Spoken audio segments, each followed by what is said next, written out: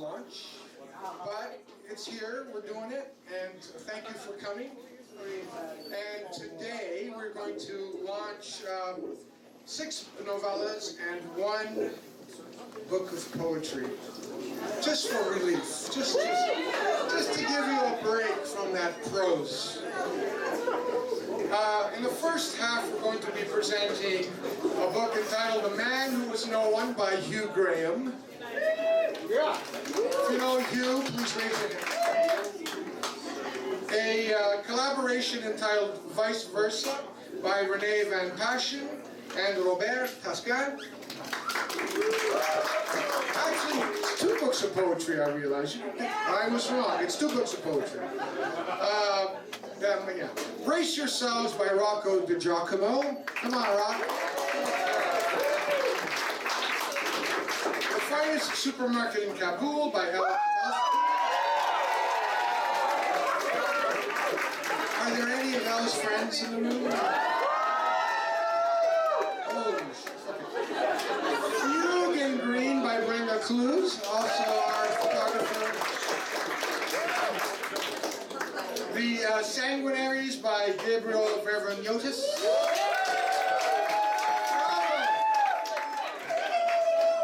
Gabe actually has friends, holy shit. I was shocked, Gabe. Dying Behaviour of Cats by Marc Labriola. Where are you? There you are, it's a guy with the shiny hair. All right. Okay, beautiful. So, now I'm going to introduce Hugh Graham. I'm going to introduce Rob Shu, who actually edited this book, and he will have a few words to say, and then Hugh will come up and read.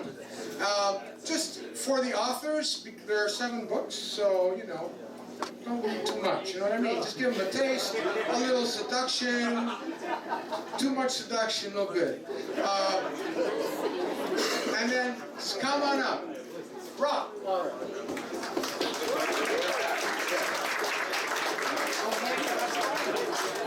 Hi, everybody. Last year when Luch asked me to throw my hat into the ring, having previously been published and to give a shot at editing, I'd never edited a book before, and he must have been pretty kind to me because when Hugh's manuscript landed in front of me, I realized that I wouldn't have a whole hell of a lot of work to do. I was really blown away by the quality of Hugh's writing. It was really evident to me right out of the gate that this was a guy that really knew how to write. And indeed, looking at his bio, been published several times before in several literary quarterlies, the Descant and several others. Also published in the Toronto Star, doing some journalistic work. And this book was a really fascinating kind of amalgam of both historical fiction and a really, really intense psychological portrait. It's about, takes place during the French Revolution and focuses on the character of Robespierre, jumping around in time and creating a really vivid, intense portrait of a really, really interesting character and a pivotal moment in history, and was just utterly engrossing from a historical perspective in the best way that historical fiction does, with opening up a world to us and allowing us to explore it in fresh and vivid ways, and at the same time a really trippy and captivating and deeply moving by Robespierre, a portrait of this man. And I basically just couldn't get enough of it. I was really, really impressed and really, really wowed. And I hope that you will be too. I think it's a masterful piece of fiction, and I can't recommend it highly enough. And I won't drop the mic, but that's it for me.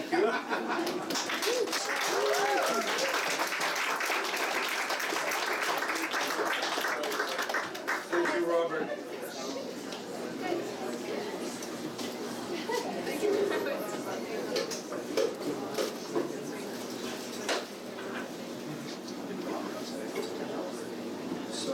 Robespierre has just been shot, wounded, and arrested. Come closer. Maybe lower. Do you want to lower it? Robespierre has just been shot, wounded, and arrested. We were on the second floor. I was being carried on a plank along the second floor. My mouth, my head, the moving, the rocking, the impulse to vomit, the inability to vomit. But if I did, I didn't know where it would go. Something wasn't right. The pain again, it was worse. Yet the blood seemed to have stopped. It had run down inside my blouse, my breeches, my linen. My entire head was in pain. The sensation of swelling from the side of my face and down my neck. The toothache sensation expanding through my gums, my teeth, pulsing at the rate of my heart to the extent that I wished my heart would stop. I didn't know how we had gotten upstairs. They set me on the floor, the others standing about, hands bound behind their backs, all of us closely surrounded by grenadiers. But they hadn't brought Couthon up yet. They were talking about general security. General security was behind us down in the Hotel Brion next to the Pavillon Marsan. I didn't know whether we were going back down to general security or to public safety along the hall in the Pavillon floor. I wondered if my brother was alive. I recalled that we'd just been downstairs. I think we were still there down below, but would find myself upstairs again, yet couldn't remember being taken up. Then I recalled blood on the floor, a darkening on the marble down below. I didn't know whether it was from me or the others. Couthon was on the floor beside me now, a bloody bandage on his head. I'd forgotten about still being downstairs, outside the convention. I couldn't go into the convention on a plank. Then I thought, all right, they'll see I'm martyred. My name will be shouted. The doors were still closed. You could hear the rowdiness, the shouting, the declaiming. Bourdon had some grenadier knocking on the doors opening, floodgates releasing an uproar. They wanted us back. The door was kept open. A welcome. Aha! I could hear Barras. And then a roaring. There was a roaring. All 750 of them in there. They'd elected me president a little more than a month ago. The trees were just then in full leaf. The month of Prairial. Now, over the roar of the convention, Barras was shouting. It was apparently about me. He was saying, do you wish him to enter? His voice, then the crowd. I couldn't tell, some sort of objection. He was saying something to the effect of, to bring a man covered with crime into our hall would be to diminish the glory of this great day. And then the words, the body of the tyrant can only bring contagion with it. And then the proper place for me and the others is supposedly in the Place de la Révolution, the scaffold. My mind was blank. Then I thought, not now, while I am defamed. Not without a chance, at least, of making myself clear to the people. I'd concede some error, perhaps even a fault. Even the formless things that I'd been dreading were one of them, whatever it may be. Then inscribe my legacy. Again, the crowd in the convention and its screaming insults. My mind cleared. I thought, what am I to do? Ask them for mercy? And who is Barras speaking for? He's speaking only for the part, not the whole. A mere conspiracy. Surely they haven't the power. The fight wasn't over. It had only begun. Going up the stairs, it was then that we went up the stairs, cavernous in marble, the grenadier hauling the upper end of the plank, grasping my coat and waistcoat, so that I didn't slide off. Now the blood was running down the plank, so it was blood, my stomach turned. I had expected to die of exhaustion and brain pale at my desk. Not like this. Not the indignity. My greatest concern at the moment, my person. I looked down my front, my shirt blackened and bloody, my coat was thrown across me. I thought I had it on. I was able to see that my stockings were still clean and there was still a shine on my shoes and on the silver buckles as I was carried up the staircase, looking down upon the travesty of my costume and the barbarity that bore me upward. We reached the top of the stairs, the pain subsiding. I wanted to turn over on the plank, but I dared not.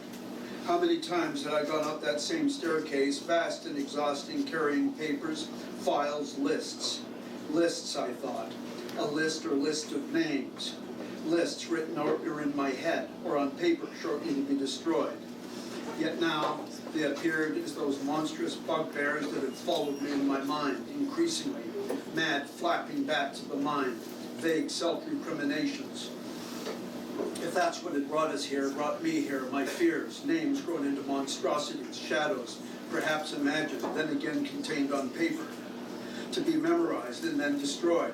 Lists I had carried up those stairs, except now I was going up on my back, on the plank, the grenadier above, a grenadier below, their bearskin bonnets. Now the upper corridor leading to the Pavillon Flore. These last years, too many halls, porticos, the carved cavernous stone masses of the Revolution. But this common corridor was always dingy, sinister in a way I'd never had the time to notice. The whole length dimly lit by one or two sconces, more the mausoleum of a tyrant than a palace of a republic. A moment of absolute nightmare. Then it went away. Then the corridor again, somehow ordinary. For fear of going to general security, I'd forgotten how much I loathed the Committee of Public Safety, now lying straight ahead.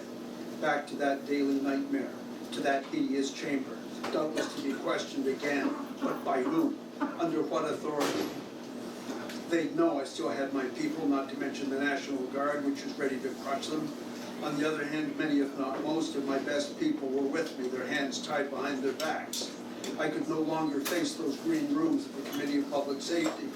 After the morning sittings of the convention, those afternoons of hideous drudgery in the Committee of Public Safety, forever the low point of the day. Even going to lunch in the Champs-Élysées in the company of those colleagues whose presence I could still bear was an ordeal. I'd eat very little and depart, leaving them to carry on freely behind my back. I'd return through the Place de la Révolution, where I lie now, looking down into the bloody basket. I'd pass onward through the gardens of the Tuileries, into the palace, past the convention, and up the staircases, thence to the corridors and anterooms. This corridor now leading to the committees at opposite ends. Day after day, these halls, passages, corridors, unless there'd been some horrendous catastrophe or blunder down at general security, I'd go along to public safety, its unpleasant green rooms, to which by some impenetrable irony last night, I'd been carried back half alive. We got down to the end. Another grenadier banging on another door. The doors opened. How many times had I walked through them? Except now I was carried, tipped off the board, and laid on the table, the green baize table for joint committee meetings. There was already a crowd in there, their upper faces in the shadow of a single hanging lamp.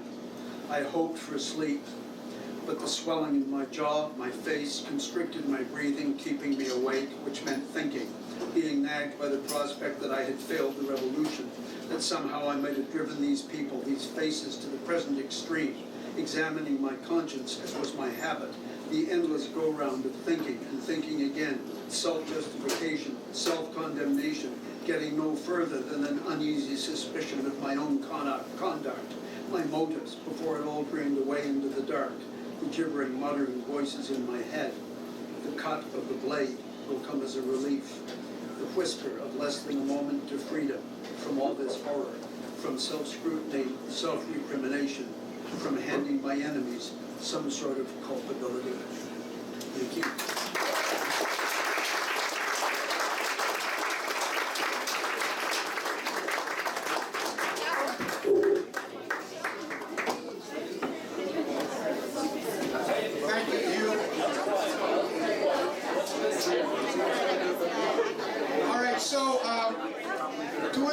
The next book, entitled Vice Versa, Beatriz Hausner will introduce Renée and Verveniotis. Come on up. They've come a long way, so let's give them a hand.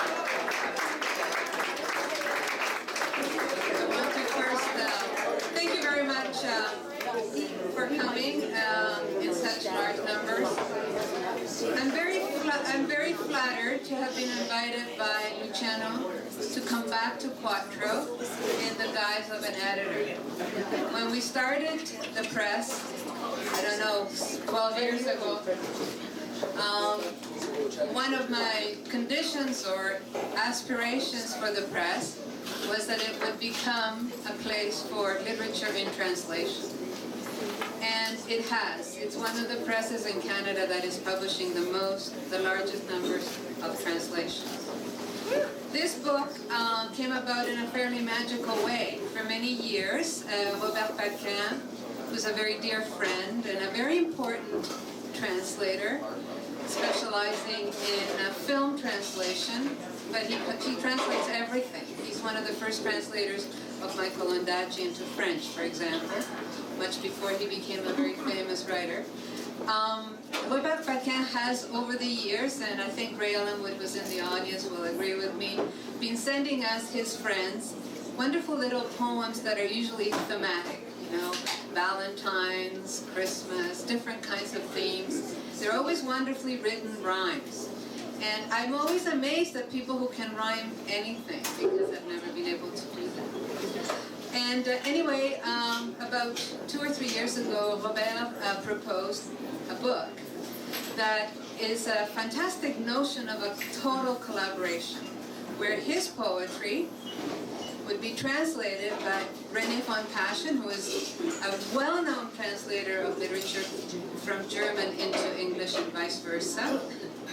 And in turn, Renée would have Robert translate her poems.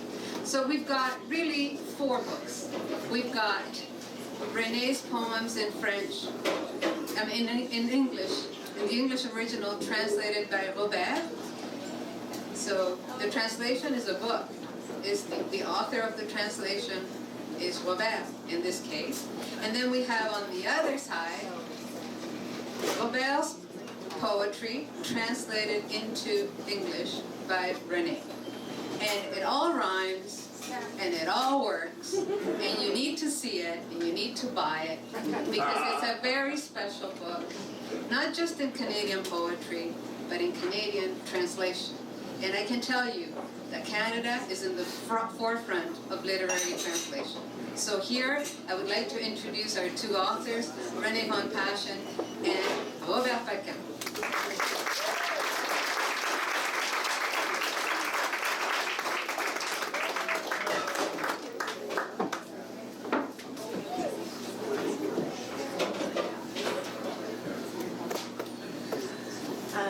Really briefly, Robert and I met in Berlin at a conference 1995, and ever since then we have been close friends, and we send each other our poetry, and quite soon we began translating each other's poetry. So this is a collaboration of translation and friendship that has been going on for many, many years.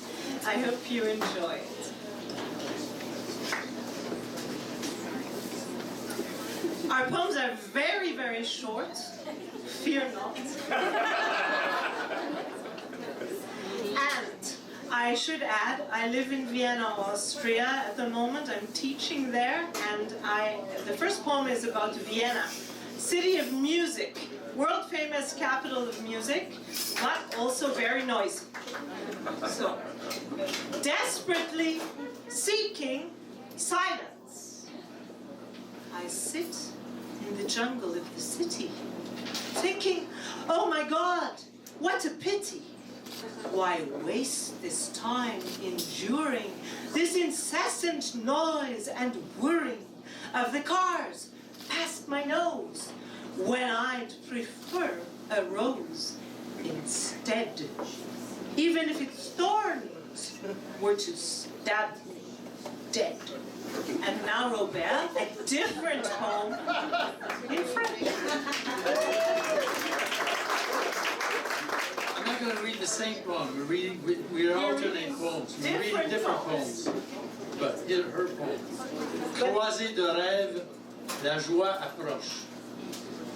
Assise là, rêveuse, au bord de la croisée, seule, je pense à toi. Notre période heureuse semble mûrir, tu sais, et s'approcher la joie. For the beautiful rhymes, I'm sure you heard them in French. Like stainless steel. You're not someone I can easily forget. Your impression is lasting, like stainless steel. Slightly tarnished, but still sharp as a knife. Capable of hurting deep down, despite the shiny surface. and the good intentions.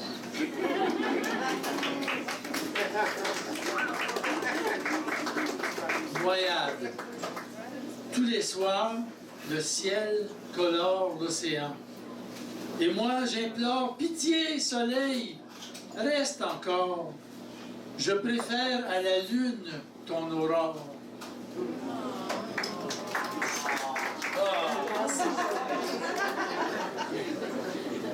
And it's all perfectly rhymed. The rhymes correspond to the English rhymes perfectly. Robert's a master of rhyme.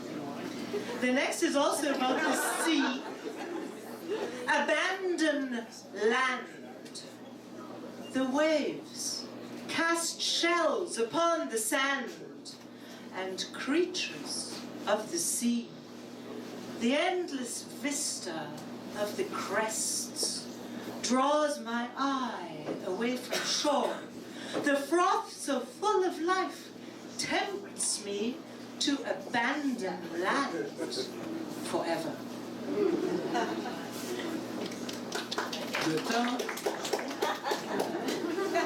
Le temps d'une rime.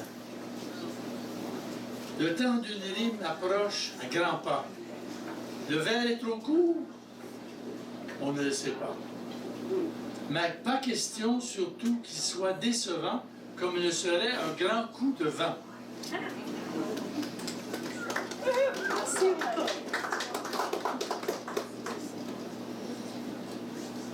Time and again. It's no good recalling pain. Time and again. Going round and round on the merry-go-round, almost flying off, sliding down the slide, burning my behind, screaming, don't rewind.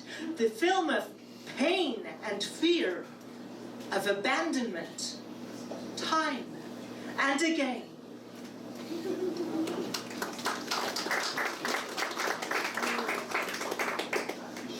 Ils ont beau penser ce qu'ils veulent, ils ont beau jubiler tant qu'ils voudront, nous ne sommes pas dans la même galère.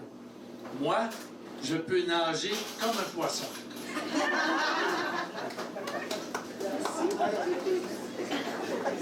And now, finally, on the lighter side, pieces of me. I have the feeling that pieces of me are turning into poetry. Thorns and slivers, fear and shivers. How strange to see what's becoming of me. Thank you very much.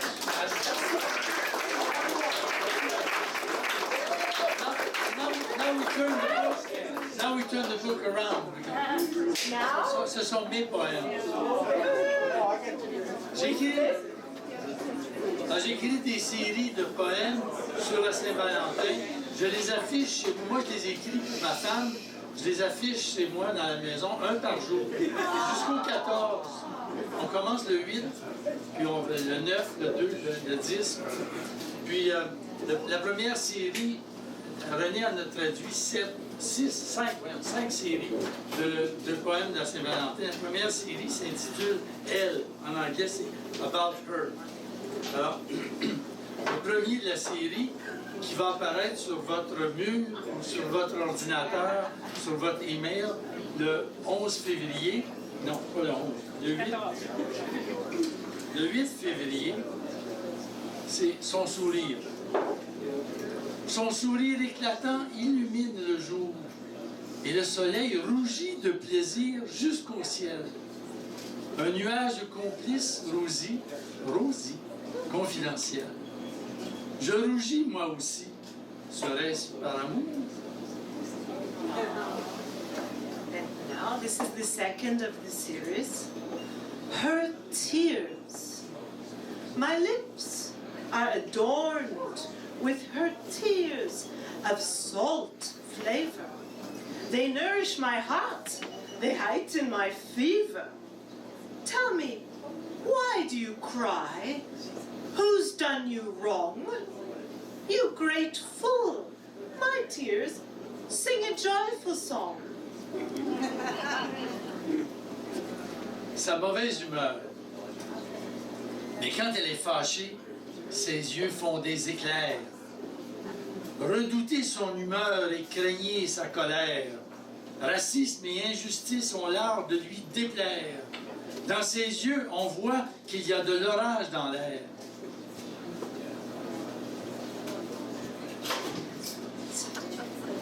The fourth, her beauty. No doubt she is pretty, yet even more really.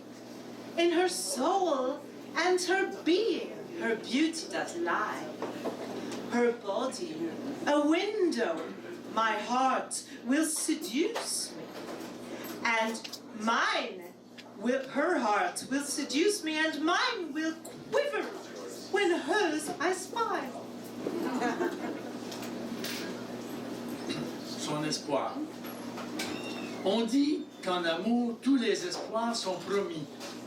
Mais avons-nous au moins conçu le même espoir? Je caresse un espoir, mais il faudrait savoir si son espoir est bien celui qui m'est permis. Her love is so great, it engulfs mine completely. Embraced in her arms, I'm drowning so sweetly.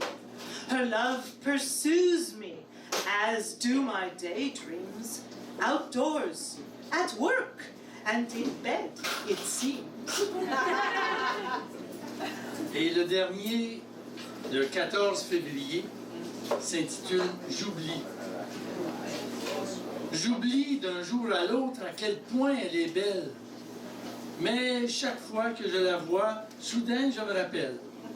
Si jamais j'oubliais comment elle s'appelle, dès que je la verrais, je saurais que c'est elle. Merci. Thank you to Luciano. Thank you to Sonia, who's hiding back there. That would never have happened. And most of all, merci Robert.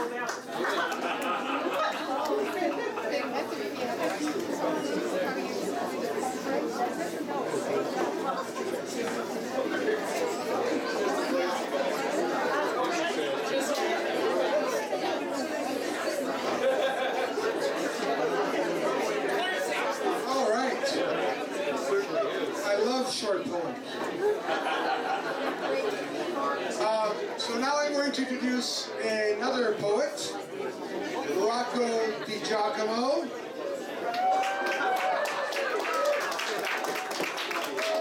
This is Rocco's second book with Quattro, and typical of what Rocco does, he writes poetry about the here and the now, about the present condition of the human soul.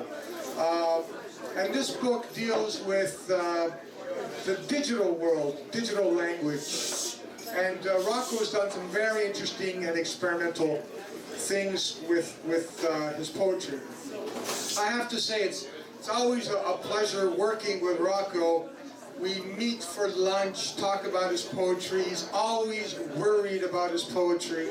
He wants to make his poetry so perfect that sometimes I lie to him and say, you gotta change that word when I know it's perfect, you know, but just to make him happy, to make him think he's improved his work. But actually his work is very clean and polished. Anyways, Rock, come on up. He's now a bearded poet, so I don't know how that's going to affect his reading. Where are you? A bearded bard.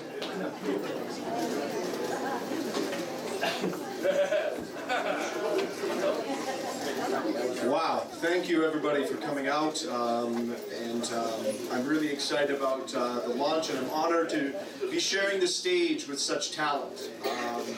It's not every day this happens for me.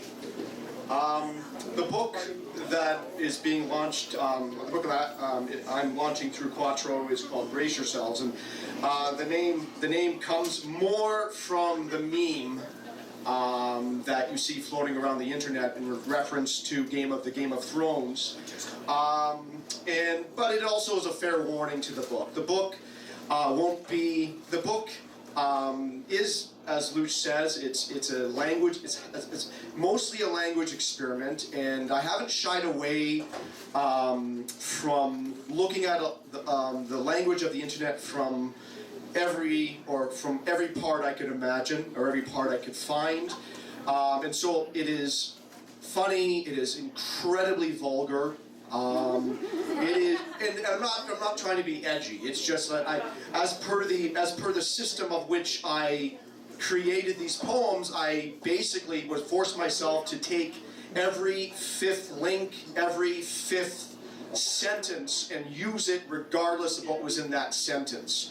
And so, it's just a warning. I guess in a way, it's a trigger warning. And again, you laugh now. But I'm going to start off with the language experiment itself is anchored in free verse, and it's in kind of like the year in the life of myself. But it was one of those years where I attended about 5 different funerals, and so again, second warning. This is entitled, the first poem I'm going to read is entitled Absolute Normality. Just give me a second, I've lost my papers. This book was incredibly difficult to create a set list because it was very difficult to find a common thread. Absolute Normality. A month after my mother's diagnosis, Ari and I stop in for a drink at the Keg, and he's telling me about his daughter's funeral. And someone there had approached him and asked, well, what are you going to do now? We hadn't come here to discuss this. It was just a pit stop on the way home from North York General. Jerry from high school had just had his leg amputated, diabetes, a cut that went septic, and a month later, everything below the knee was gone. The drinks come and I tell Ari that I can only have one before I pick up Ava from daycare. Ari balks, and the waitress says her dad used to bring a flask to her soccer games. 3 in the afternoon on a Wednesday, and we're all doing what we've got to do. How else am I supposed to answer that question, Ari says. I got a family, a business to support. This place is great, isn't it? And it's true. On the outside, it is all the charm of a lady's shoebox, but inside, nothing but hand-carved ice and wine-colored pine. A week after these drinks at the Keg, 2 weeks before my mother succumbs to cancer, another friend will die in his apartment from what a coroner's report will describe as a heart event. It's cool and sunny for his funeral, and at the bus stop afterwards at Gerard and Woodbine, I'm telling Jacob that he shouldn't shout at cabbies just because they slow down and ask if we want to ride. Then I see Ava, walking with her daycare troop. She sees me, but she's 3, and I'm totally out of context for her. She looks at me without recognition, and for several sweet moments, we are just 2 strangers who love each other very much. I'm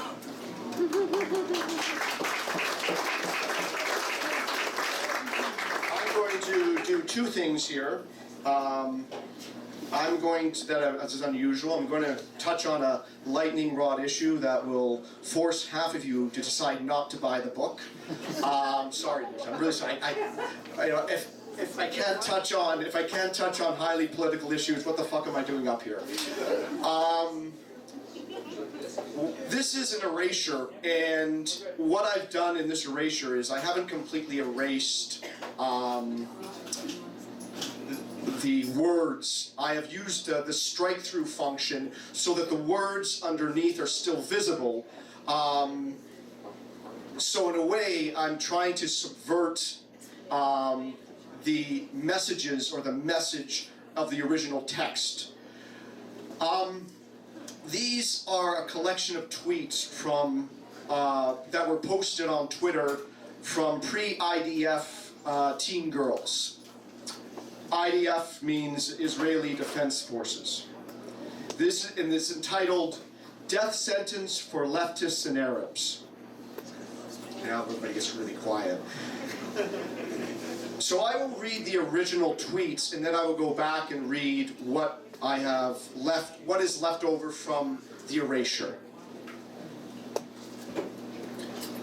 Death sentence for leftists.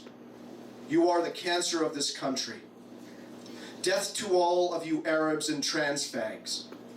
Arabs are not human, they're beasts. Death to these fucking Arabs. I wish a painful death to Arabs. From the bottom of my heart, I wish for Arabs to be torched. Death to Arabs, you son of a whore. In the end, there will be no more Arabs, God willing. I spit on you, you stinking Arabs. We wage war so this land will be without any Arabs. Hating Arabs isn't racism, it's a commandment from God. Arabs, may you be paralyzed and die with great suffering. Kill them already. Arabs are whores.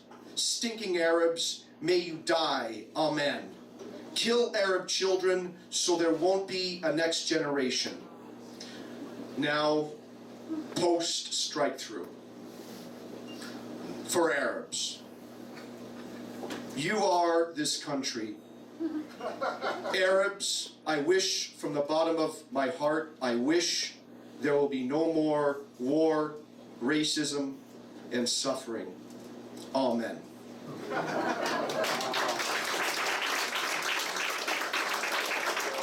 Second thing I'm going to do is touch upon my day job, which is teaching ESL. For some reason, I've never really focused on that.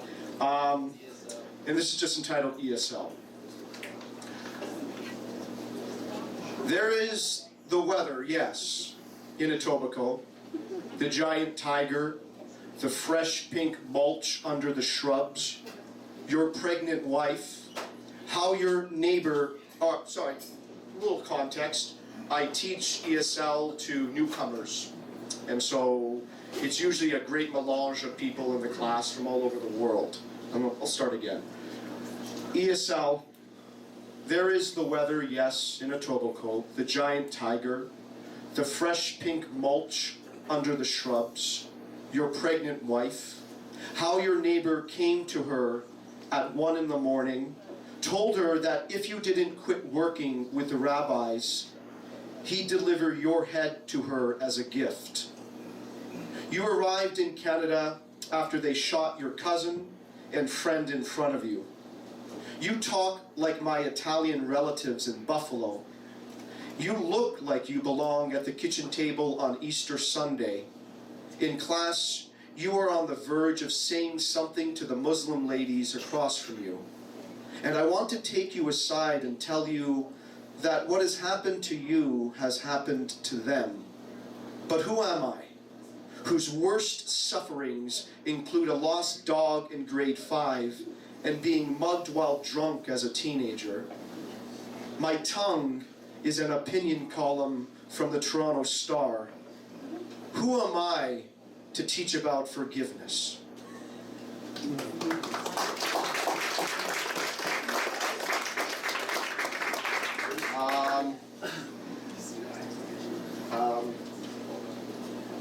One more? One more? One more? Which one? No, don't say the dolphin poem. Don't say not the dolphin poem. No, I don't want to. I'll say that. They can find that. They can find that one. No, not the dolphin poem. Not the dolphin poem. Oh, that's another poem. I think I'll finish. But I will read. What better way to finish than a found poem using the words of the late great Robert Mitchum?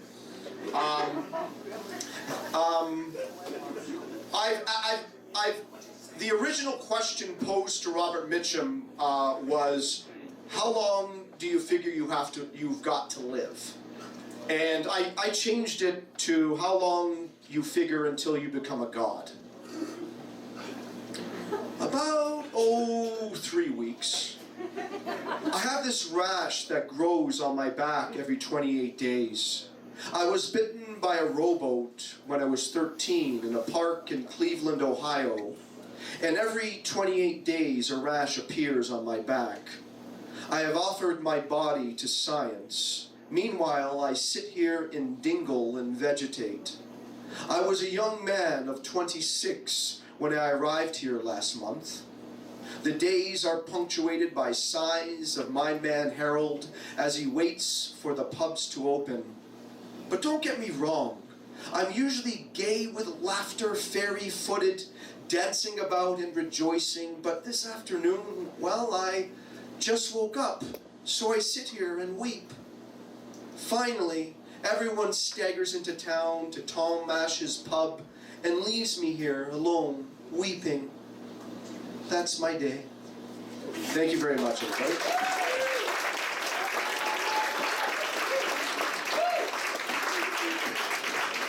All right, Robert Mitchell. We're going to take a break and buy books, have drinks, you know, step out, get some fresh air. We'll see you soon. Okay, you crazy people, settle down. Settle down, kids. Can't you tell I was a school teacher? I was. We're going to start now. All right, so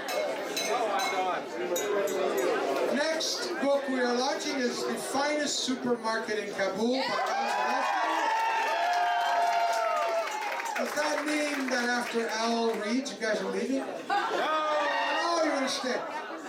All right. Anyways, to introduce Al, Kate Marshall Flaherty, your editor. First of all, I just want to say let's give it up for Quattro Books that packs the house. So what a great crowd. And let's give it up for the Garrison that is hosting this great So when I was on the team of acquisitions reading through all kinds of manuscripts, Els just leapt out. Because it has three perspectives of one event, so it's just a constantly exciting read to come at something from three perspectives. So it leapt up above the others right from the very beginning. And then it was a joy to be the one that got the privilege of being the editor, because it was a joy to work with her. She's so careful with attention to detail and so hardworking to get it just perfect. So that when I finally met her, we went out for dinner and a glass or two of wine. It was so fun to meet the person behind the book. There she is. And so we've really enjoyed, I think, not just working together making this amazing book, but also getting to know each other. So her experience is so varied. She's traveled the world and climbed the Himalayas and done the Camino Trail. And her three characters, she has deep insight into each of them as NGOs and working in the legal system and in the news world too. So she really brings a great wealth of experience to this, and I think you'll enjoy the read and enjoy the book. And there's still a few left if you would like to buy one. So let's give it up for Al.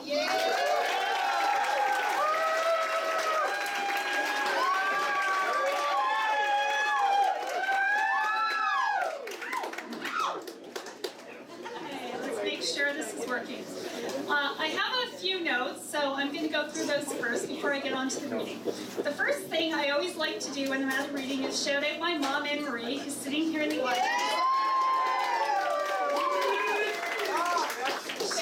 She has come to every single one of my readings, and I think she's the first person to read the book in this format and given me some really nice feedback on it. I'd also like to shout out Moose Mead Writing Group. That's the writing group I belong to, some of whom are here tonight.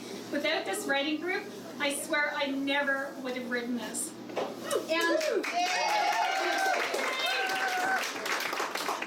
finally, I'd like to thank Quattro Books for inviting me to publish with them on November 8th, 2016. That was the night of the U.S. election. So now I remember that night fondly as the night I realized I was going to be a published author. And then thanks everyone else for coming out. It's awesome to see all of you here. So, no spoilers, but the finest supermarket in Kabul is set in Afghanistan. It's where I lived in 2007 and 2008. And a lot of what's in this book is based on my experiences and my observations from the year and a half that I spent living there. But actually, this book began a long time before it began. It began when I started working overseas back in the late 90s, and I was writing emails home to family and friends about my observations and my experiences, snippets of life and scenes of the countries I was living in. Over the 12 years that I worked internationally, there were a lot of observations and a lot of emails. I'm going to give you a few stories now that didn't make it into the book, but I think are great, and a few of you in the room will recognize some of them. The first one is, I learned how to drive standard when I lived in Bosnia. I hired a driving instructor who was sitting in the passenger seat behind me, and a very dear work colleague was sitting in the back seat helping out with the translation. And it was as uncomfortable as you can imagine.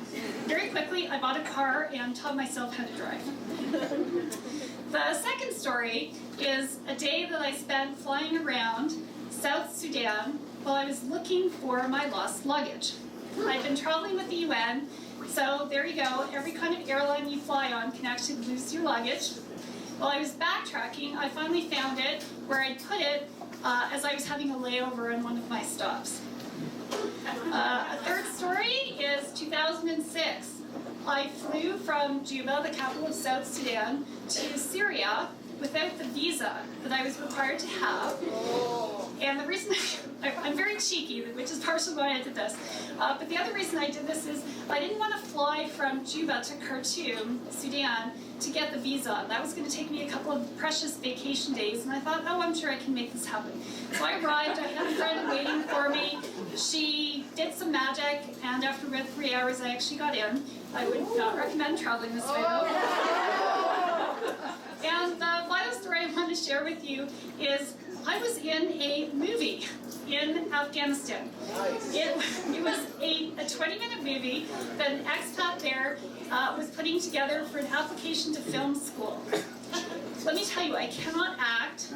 I don't think it was a good movie. She did not get into film school. She ended up something else equally exciting. Okay, enough of that. Let's talk about the book. Okay, this book actually started out as a memoir. When I got back to Toronto full-time in 2009, family and friends were very encouraging. They said, write this down, you have some really excellent stories.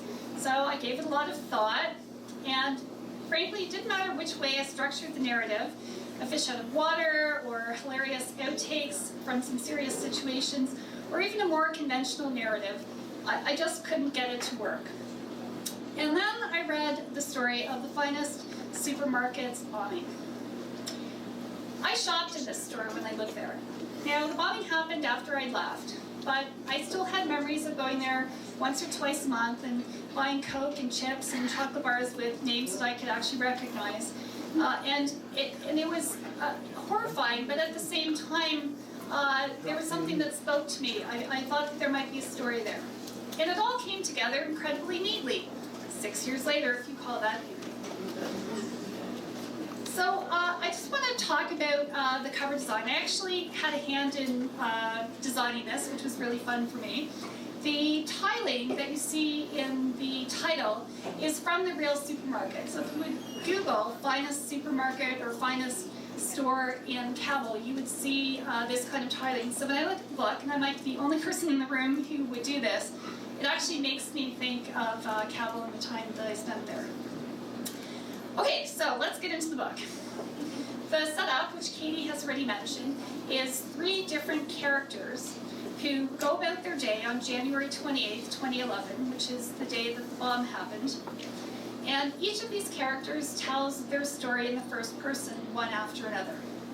The first character is Mirza, who's an Afghan parliamentarian who has been receiving ominous threats after he won his seat in the most recent election in Afghanistan, which would have been 4 months previous. The second character is Alec, and he's an American journalist who's embedded with US troops in Kandahar, but he wants to write human interest stories. He wants to get a feel for the people living in Afghanistan. So he catches a flight to Kabul, but he doesn't tell his editor that he's gone there. And the final character is Elisa. She's a Canadian human rights lawyer who's training female judges in Kabul, and she's also trying to find a little bit of romance in the expat scene there. I can tell you from personal experience, that's pretty tough. As you read the stories, there's some overlap between the three, and some of the minor characters tend to occur in 2 and 3 of the stories. So I have made a selection from each of the 3 stories, but I only plan to read one, and what I'd like to do is see a show of hands to see which of the stories I'm going to read from. So, who would like to hear from Mirza? Okay. Who would like to hear from Alec? He's the reporter. Okay, come on. Let's see some hands. Okay, a few hands for Alec. Everyone wants to hear from Elisa? All right.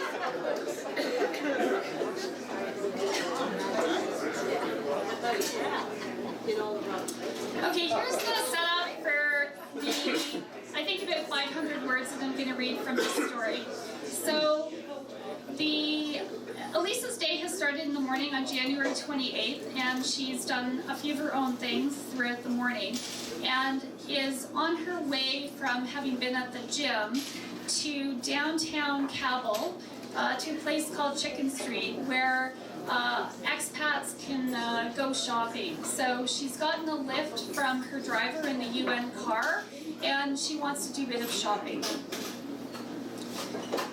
I climb into the passenger seat and ask Asif to drop me off on Chicken Street, a short stretch of road around the corner from the Safi Landmark Hotel, lined with shops selling antiques, jewelry, clothing, carpets, carved wooden furniture, fresh flowers, and vegetables.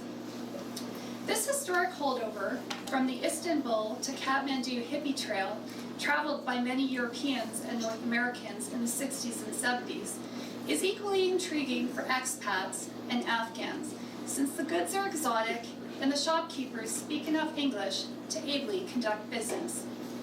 A colleague took me to Chicken Street after I'd been in Kabul for about a month, and since then, I've come here once every 3 or 4 weeks to browse and to occasionally buy a carpet. I've become a wholesaler for friends back home. But mostly because it's the one street where I feel comfortable enough to walk alone.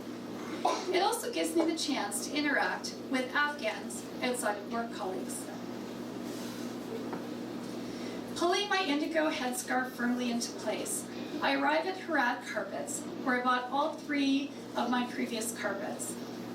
Inside, 2 hanging light bulbs illuminate the neatly folded carpet stacked against all 4 walls, layered almost to the ceiling. The floor, too, is covered in overlapping carpets. It's like a cave and smells of dust and wool, even though the door is wedged open. I run my hand down one of the stacks, the weave coarse, under my fingers. "Hello," the shopkeeper greets me. He is wearing a long white shirt over loose white pants and sandals. This is my 4th or 5th visit, so I know his face and he knows mine. I'm the only one in the shop. He offers me tea, which I eagerly accept. Before coming to Afghanistan, I read that buying a carpet without accepting tea is inhospitable, so I always say yes. I study the intricate colors and designs around me while the shopkeeper disappears upstairs. I wasn't intending to buy anything today, but it's hard to resist. I imagine a deep blue pattern with red undertones, less common, but more eye-catching. It will be a perfect addition to my room, and perhaps a present later on. On his return, the shopkeeper hands me a mug of black tea. He places a stool in the middle of the room and gestures for me to sit, while he kneels on the floor. I take a sip of the strong and bitter beverage, knowing I'll likely have 1 or 2 more before the transaction is finished. "What are you searching for today?" I describe a geometric pattern with blue around the other edge and a rich red or maroon in the middle. As I sit, he strides about the shop, grabbing carpets and throwing them one on top of another near my feet. Then, one by one, he unfolds and holds them up, while I balance the sugary tea on my knee. Following an indication of my two favorites, he pushes the rest to one side and then flips the corners up and down, pointing out color changes under the light. Two men with dark complexions enter, speaking in French. One addresses the shopkeeper, who stands up to attend to the newcomers and Dory. Lost in thought, I listen to the rhythmic sounds of their discussion until my mobile buzzes. I take a short breath and hold it. Will this judge not back off, I think, wrenching the phone from my pocket? But it's Marissa. Can you bring lemon tarts tonight? My irritation subsides, and I chuckle at Marissa's expense. She loves cooking for big groups, so get-togethers at her place are a regular feature in our circle. I frequently go early, as I plan to today, to help with preparations. But dessert is not her thing, and this isn't the first time Marissa has begged for a lifeline of tarts or a cake just before a dinner party. When I'm done here, I'll pop into Le Bistro, a French bakery with Wi-Fi, which is just around the corner, to grab a coffee and the sweets. As I finish responding to Marissa, a melodic male voice begins the call to prayer. Initially it's faint, but it becomes increasingly louder and more undulating. I watch the shopkeeper excuse himself, seize a small mat, and go toward the back as the two men leave. The echoing verses float gently down into the shop. Allahu Akbar.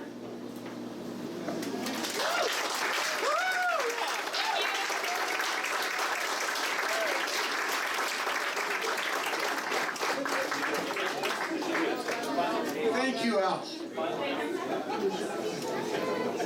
All right.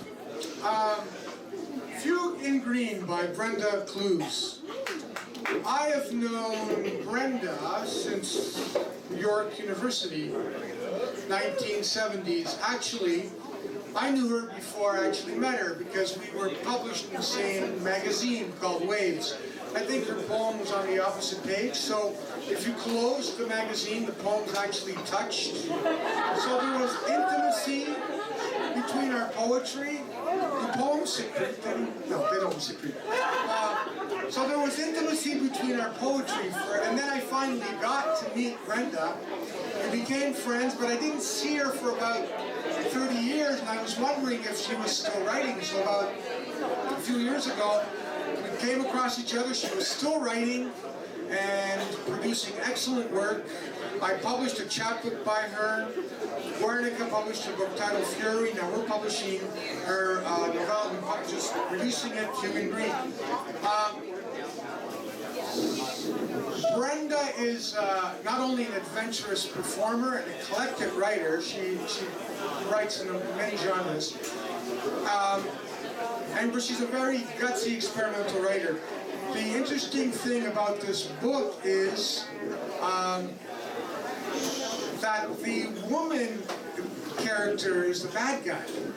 And this is kind of refreshing when you turn on the news every day. All you hear is how evil men are. So if you want a little relief and want to hear how evil women are, this is the book to read. Thank you, Brenda, for doing this favor to humanity.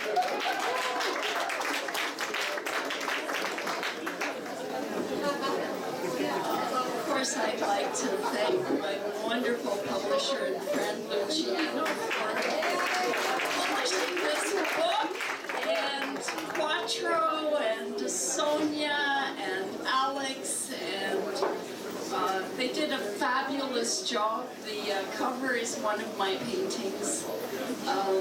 So I'm just going to read. I'm not going to do a big, long introduction.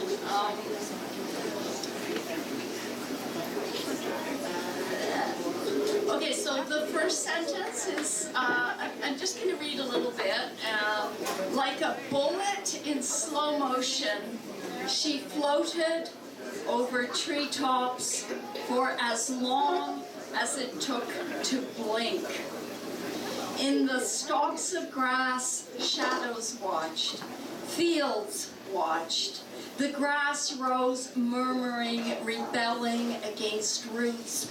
Tufts of green flew following her over hilltops. She's making it up. She was on the ground being photo-captured in the photosynthesis of each plant cell. Blades followed her through the hologram of the sky. Each blade screamed in green, bleeding joy, blowing in the wind, rootless, free. And this is a story of the greening fires, the ones you see in people's eyes when they are elsewhere. As she comes into the house, entering the house, the air seems slightly foggy. More surprising was the spectacle in the living room. On the couch, seated in a row, sat her two deceased grandmothers and her uncle. They were old and gray and naked. They were drinking tea from fine china cups with saucers carefully balanced on one knee. Under the saucers were small white paper doilies. Little teaspoons sat in the saucers. On the other knee was a bread and butter plate with raspberry shortcake, a fork, a napkin. Exactly the same amount of cake was eaten on each plate. And they're having conversations. Uncle says, who was her uncle who probably died from drinking too much vodka.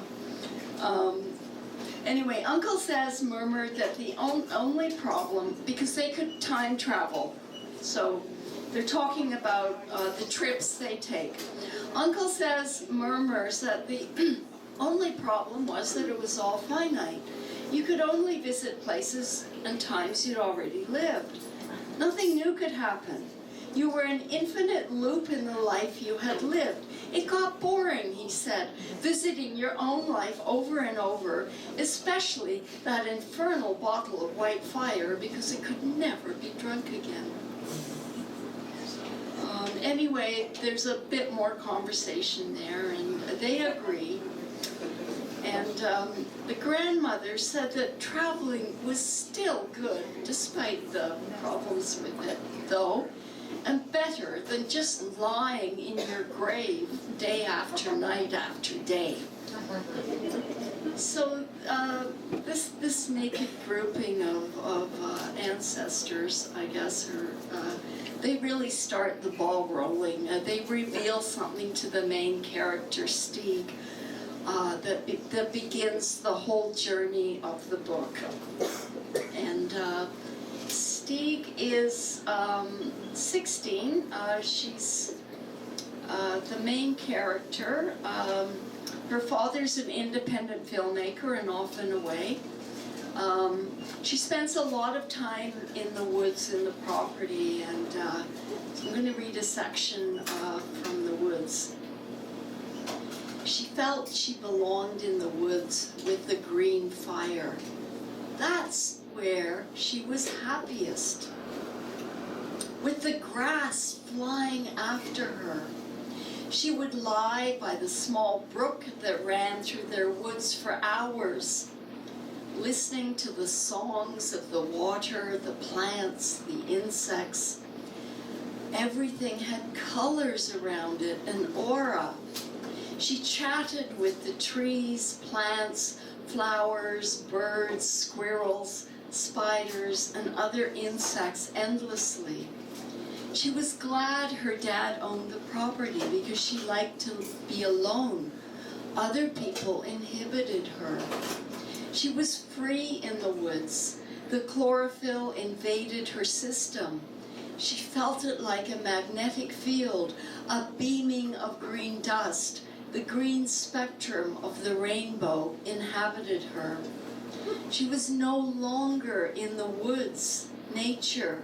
The woods had come to dwell in her.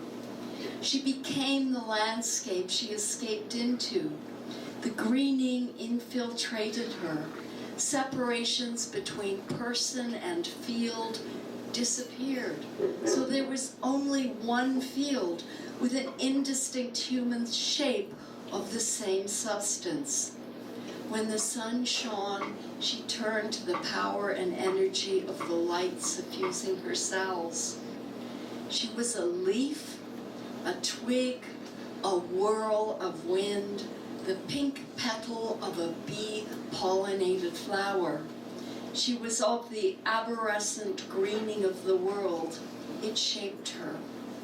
And she's in the woods, and her brothers, Curtis, who's 15, they're about 18 months apart, comes to find her. She was standing in a small clearing, bits of dried plant stuff in her hair, feeling the warm sun on her skin.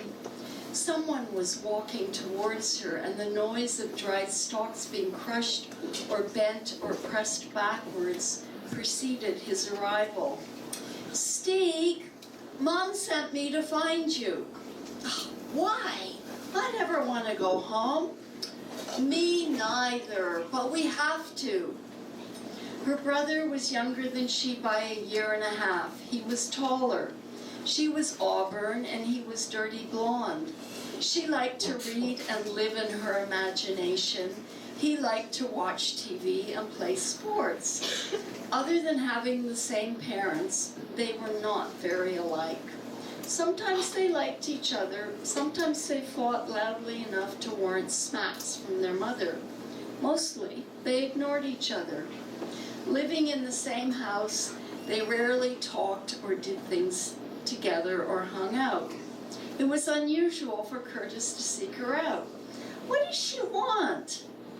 "I don't know, but she said she'd take away my privileges if I didn't find you," he shrugged.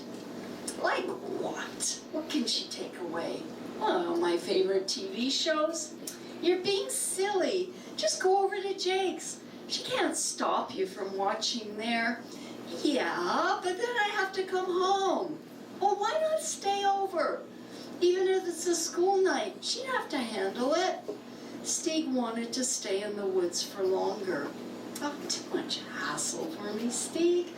You're always here. You're easy to find." She sighed. "Well, I'd rather you than Mom coming out here." "Ah, she'd never come out here. Too many bugs and things. And this is the fall." Stieg says, "Not this time of year." "Oh, she doesn't know that anyway. She wants you home." "Why?" "Don't know. Just come. I'm tired of this." He pulled her arm and she relented and followed him back to the house. When they entered the front door, her mother appeared, her eyes blazing. Curtis looked at his mother and at his sister and said, "Mom, she hasn't done anything." "You shut up, you wimp of a son." His voice rose in protest. "Mom, I didn't get her for you so that you could hit her." His mother lifted her arm, and he watched the whipping cane as it came down on him. "Don't you ever tell your mother what to do." She whipped his arm with it again, causing a red spot. He rubbed his stinging arm. "Leave! Go watch your damn TV." Curtis seemed to grow into focus before her. He looked into her eyes without wincing. He did something he had never done in his life before. He reached out, shaking slightly, perhaps brashly, and grabbed the whipping cane. His mother tried to wrest it free of his grip, but he held on. She was frothing at the mouth with anger. "Let it go! I'll punish you for this," she screamed. "No, you won't, Mom." And he broke the cane in two and threw it on the floor. his eyes wide with bravery and fear, the resolve of a new maturity, yet with the terror of a child. The spell of the cane broken, he shouted, "I've had enough, Mom. I will not stand by while you hurt us." She rushed at Stieg, her hands fisted. Curtis stepped in front of her, put his arm out, and held her back. He was flushed, scared, and yet his muscles and nerves tense. He felt a buzz all over.